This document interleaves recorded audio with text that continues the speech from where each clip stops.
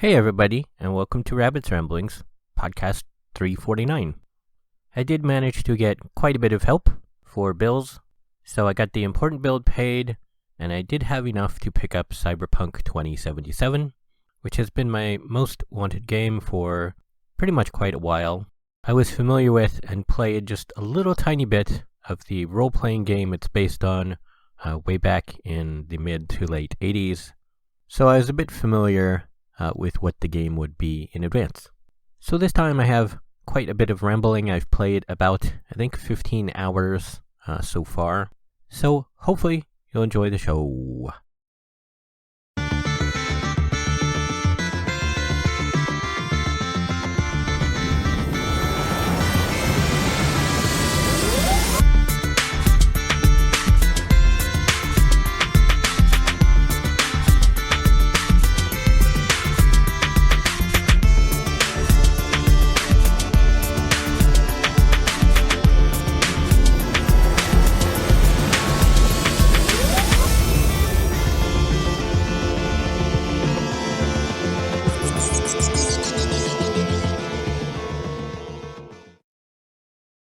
First off, you might hear people describing this as a role-playing shooter, but it is definitely much heavier into the role-playing side of things, as opposed to a role-playing shooter which might have shooting sort of at the foremost. If you are familiar with both of these, think about it being a lot closer to something like Deus Ex than something like Mass Effect. One of the biggest reasons I got the graphics card I got in my laptop was to have the ray tracing effects in new games like this, as well as upcoming titles. Ray tracing and DLSS on auto looks really great, although after I'd played about 6 hours, I did do a little bit more looking around and see just what exactly ray tracing affected and how much it impacted my frame rates. With it on, it ranged between 30 and 40 FPS, whereas turning it off, it pretty much doubled it to about 70 to 80 FPS. I put up a video comparison on my YouTube page, but really the greatest difference is in the reflection quality on surfaces. And with it on, you can see things like people moving around corners due to reflections in windows or mirror-like surfaces on many of the buildings. And with it turned off, the characters don't have any reflections at all, and the sort of world / surrounding buildings and such are just rendered in kind of blobs on the sides. They aren't really reflected at all either. So while it looks really great in some scenes that have that, I'm not sure it's worth cutting down your FPS in half overall, because I don't know how useful that sort of immersion / early warning about people coming around the corner would actually be necessary compared to, just overall faster frame rates and higher stability. Now, I was talking to somebody in chat today, and they said really them changing their settings made no impact at all. However, they were on a much more powerful system than mine. They were on a desktop system with an RTX 3070, whereas I'm on my laptop with a 2060. So I'm pretty much the minimum you would want to have to even try and run it with RTX on. But he said really there was no FPS hit for him at all turning it on or off. So if you're on a desktop with a probably 3060 card at 1080 resolution, or you're at a higher resolution like 1440 and you've got a 3070 like he had, then you're probably just fine leaving it on. But you might want to check your frame rates and compare on to off. Of course, I don't have a AMD-based card to test this in, but I've heard their FPS hit and ray tracing is really horrible and you do not want to use it at all. So really this only applies to Nvidia people on newer cards. So sorry for that long rambly bit for probably the majority of you who are not in that situation. One thing I did find weird when I had ray tracing on was that your main character isn't reflected at all. Of course, you're not reflected with it off either. You'll pretty much only see yourself ever if you go to a mirror. I think that has something to do with how it's first person, and so the engine isn't actually rendering you, and so there's nothing to reflect. Just an odd side note that if you do turn ray tracing on and you walk by a mirrored surface and you don't see yourself, don't be surprised. I did spend about 30 minutes in the character creator checking out the various choices, but being first person, I knew it was fairly pointless as I'd almost never see myself. That being said, I also didn't spend too much time on it because my character looked really rough regardless of the choices. It's kind of like this person was malnutrition most of their life, or they've been living really rough. All of their skin and bone structure kind of was not the greatest. And at least for my choices, I couldn't come out looking like a model, which is odd because in the role-playing game you absolutely can do that. I did choose Street Kid, so I don't know if that background affects the choices you get in sort of your skin and bone structure. I haven't checked out any other videos or started a second game to see if there were any differences. But I was just not super thrilled with the quality and options of how my character would look. Character creation in terms of skills and attributes does get really incredibly deep. You can build pretty much however you want. There aren't predefined classes. There are 5 attributes, and these cannot be changed through respec, so be very, very careful how you spec your character. I have heard you will get an additional 50 points beyond what you start with. So if you want to plan, as deeply as figuring that out in advance, there's apparently how much you'll get for that. But each attribute has 2 or 3 skills attached to them. As an example, the cool attribute affects things like critical chance, and I think critical damage. And within cool is the stealth and cold-blooded skill lines. And so within each of those skill lines are a bunch of perks you can pick as you level up and get perk points. These perk points can be respect, but they are very pricey to respect them. I've heard mention it's 100,000 of the money to respec your character. And each of these perks will have a certain overall attribute requirement for it. So as soon as you start the game and get into a place where you can look at your character and look through all of the different skill trees and all of the different perks you can get, you might want to spend some time sort of figuring out a rough build. In addition to these, it gets even a little bit more complicated. Each skill has its own sort of passive line that as you do various things, these passive lines will level up. Like as example, I will typically sort of sneak around and then take out some people from stealth, and I'll sort of attack a few number of guys with blade. If there's only like 2 or 3 guys, I'll just go crazy with a katana.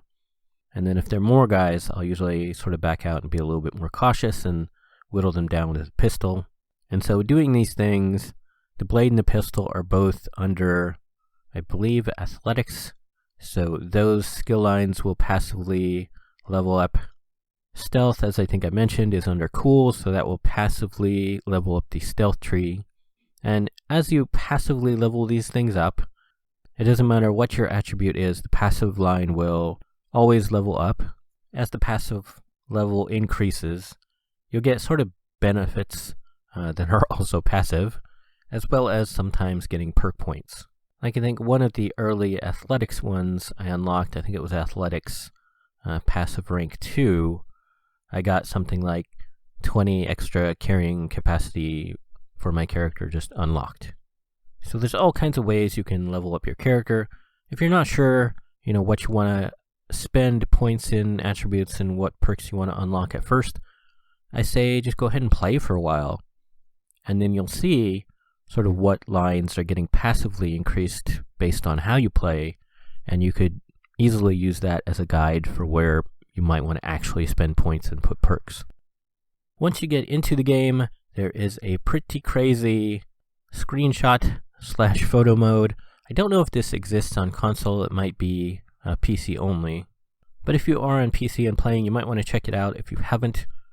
the default button is N, and then it just goes crazy with all kinds of options. You can rotate your character, you can rotate the camera, you can zoom in, you can zoom out, you can change all kinds of special effects for lighting, you can add explosions or change their pose. It's just insane.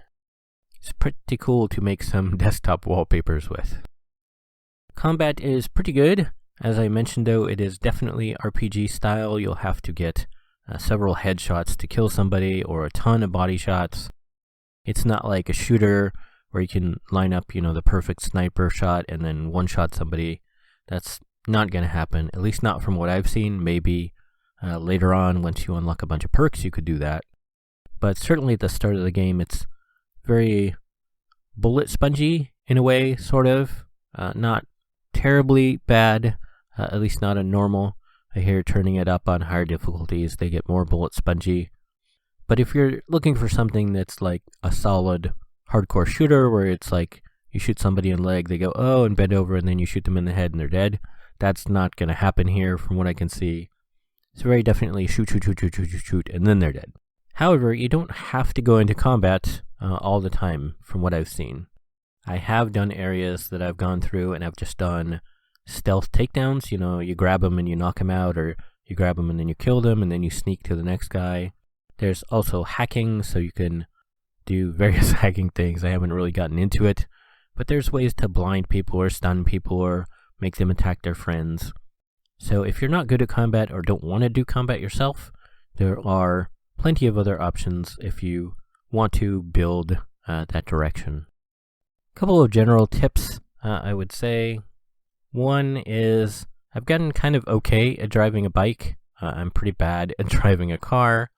So my tip for that is if you're on mouse and keyboard, sort of tap the accelerator key. Don't hold it down unless you're on a total straightaway that's completely clear.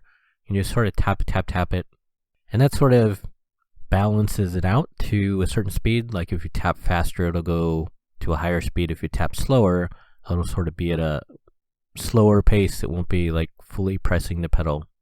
And it sort of simulates an analog stick, I guess. My second big tip is if you are in a conversation, kind of take your hand away from the keyboard so you don't accidentally press anything. Right now, hopefully they'll change this in the future. C is the default for crouching as well as skipping ahead in conversations. So early in the game, I would be like in a conversation, then there'd be something dangerous happening and I'd want to crouch, but crouching just skipped the conversation. So it's kind of like you're in combat or you're not in combat. So if you're not in combat and you're talking to somebody, kind of just take your hand away from it until you get a conversation option and you press, F to continue.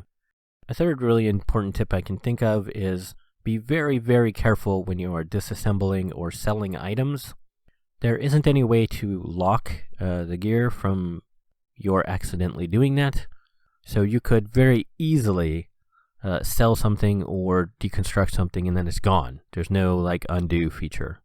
And while 99% of the time that won't matter, especially since it gives you a warning that you're trying to sell or deconstruct something that you're equipped with, it is very possible that once you're carrying around, 3, 4, more than 4 special things you want to keep, for later that you're not currently equipped with, you could very easily deconstruct or sell them.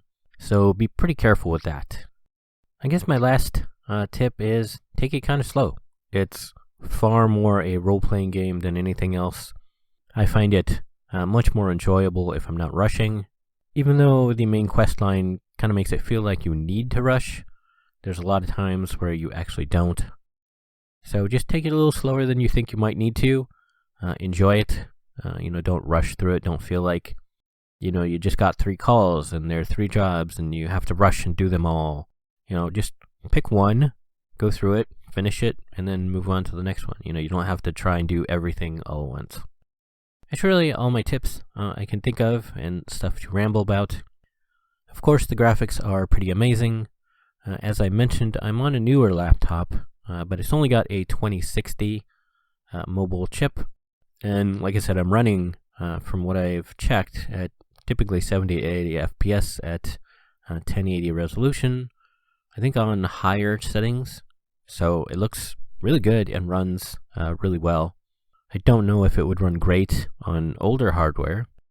If you have maybe, I think, an Nvidia GTX 1060, I think that's kind of the minimum they say. It should be okay for that at 1080, but I don't know if I'd recommend it for anything older than that. The music does sound really good. It's really sparse though. I almost never hear music unless I'm in combat or I'm in a vehicle. And that's because, it's running the vehicle radio, which has, many stations as vehicle radios typically do. But from what I've heard, the music is great. I got a version on GOG. I don't know if all versions come with this, but I got the soundtrack unlocked for free.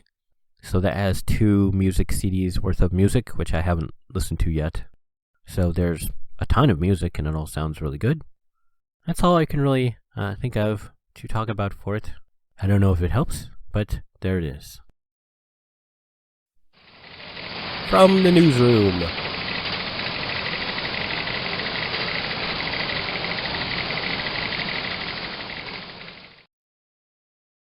There's only a little bit of news this time.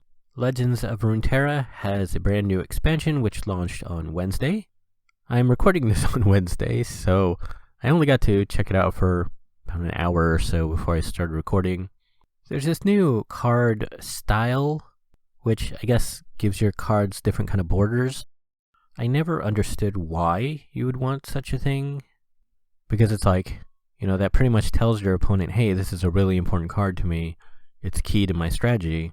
That always seemed really counterproductive to me, so I don't know why you would want to do that. There are 3 new champions. I really like one of them. I'm not familiar with Riven, but she seems pretty cool. I've made a deck around her, and she's pretty fun. I don't know who the other 2 are yet. They must be in regions I don't really play, but it's always cool to see new champions come out. There's of course new boards, new card backs.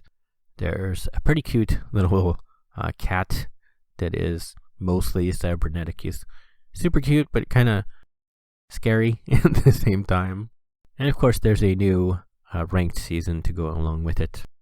As always, pretty much everything is pretty easy to get, even though you're playing for free.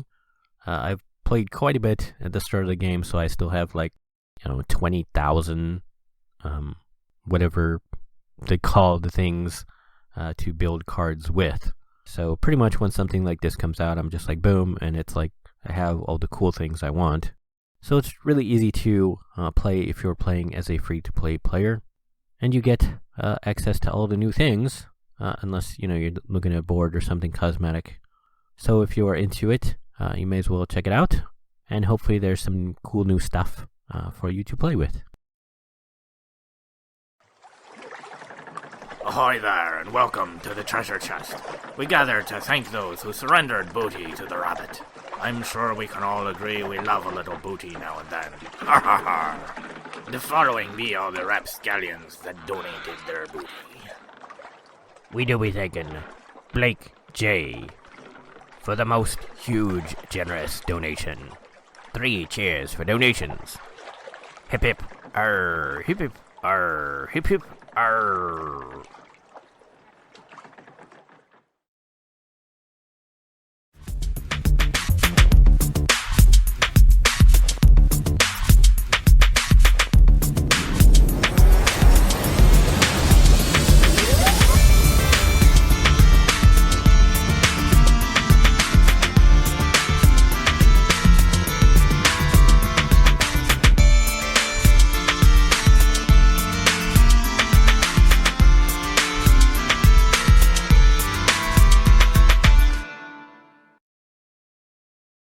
So that's it for this podcast. Like I mentioned, I got a pretty huge donation, so that got the most important bill taken care of. It got Cyberpunk taken care of. And then in a big surprise, Dad sent cash and more than usual. So I also picked up 2 items on sale, which were something like half off or more than half off. So in the future, I will probably talk about Star Wars Fallen Order, and or Doom Eternal. So those are things to look forward to. Life has been pretty terrible because it's getting to be winter and most everything is still closed almost all the time. Around here it doesn't get super cold, but I would say between night and the peak of the day it's probably between 30 and 55 Fahrenheit. So I'm pretty cold most of the time. I don't have anywhere to just go in and warm up and then go back out to being cold because everything's closed. But now I guess they are starting to vaccinate people. So hopefully that will swing up into production pretty quickly. And in a few months, maybe things will go back to normal. It's probably going to be closer to 6, I would guess, for things to really be getting back to normal. Hopefully less. I'll always cross my fingers for less. But hopefully, I can continue to be healthy enough and hang on long enough until things do. And I'll probably talk about one of those 2 games next time. But that won't be until next year, because the next podcast is in 3 weeks. So hopefully everybody out there will have a super good Christmas and New Year's time.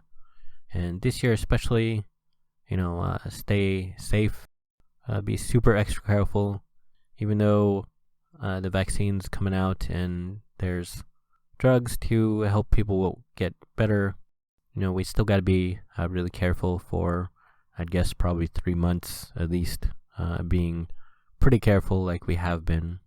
So try to hang on, be careful, and hopefully we'll make it through, and hopefully we'll see everybody next time. Okay, thanks, bye.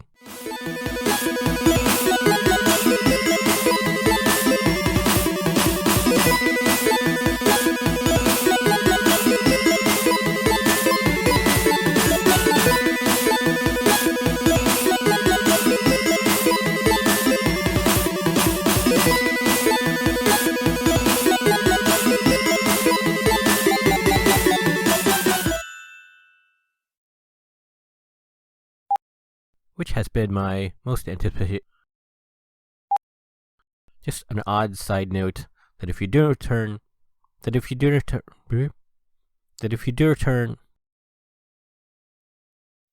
You have been listening to Rabbit's Ramblings. If you would like to see the show notes or feed the bunny by sending a donation, you can find the show website at www.rabbit.com/podcast/rabbitsramblings.html. When you type Rabbit's Ramblings, don't use the space. If you would like to send me an email, you can do so at rabbit@rabbit.com. If you like my page, you can also post on Facebook at rabb1t's. You can follow me on YouTube at rabb1t's. I have a page on Patreon at www.patreon.com/rabbit, RABB1T. You can set up a monthly recurring subscription there at a price point of your choice. Be sure to put the number 1 in place of I anytime you type rabbit. Rabbit's Ramblings is copyright Eric Stryker, using a Creative Commons Attribution Non-Derivatives License, 2020.